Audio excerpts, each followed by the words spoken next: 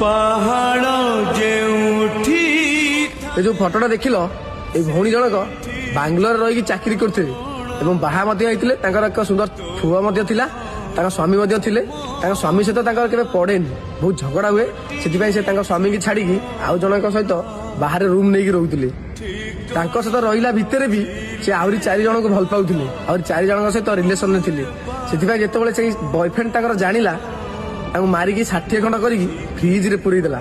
ଗୋଟେ କଥା କହୁଛି ଭଉଣୀ ମାନେ, ନିଜର ପରିବାର ଆଉ ପିଲା ଛୁଆ ଆଉ ସ୍ୱାମୀକି ଛାଡିକି ଆଉ କାହାକୁ କେବେ ଭଲ ପାଉଛନ୍ତି, ନହେଲେ ଭଗବାନ ତମକୁ ନିଶ୍ଚୟ ଅଭିଶାପ ଦେଇଦେବେ। ଭଗବାନ ଅଭିଶାପ ନ ଦେଇଥିଲେ କେବେ ତା ବୟଫ୍ରେଣ୍ଡ ତାକୁ ମାରିକି 60 ଖଣ୍ଡ କରିନଥାନ୍ତା।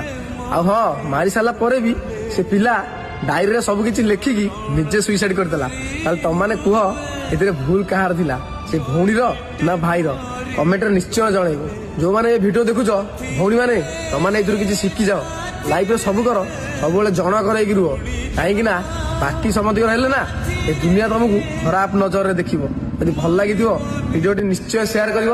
ତୋ ପାଇଁ ନେବି ମୁଁ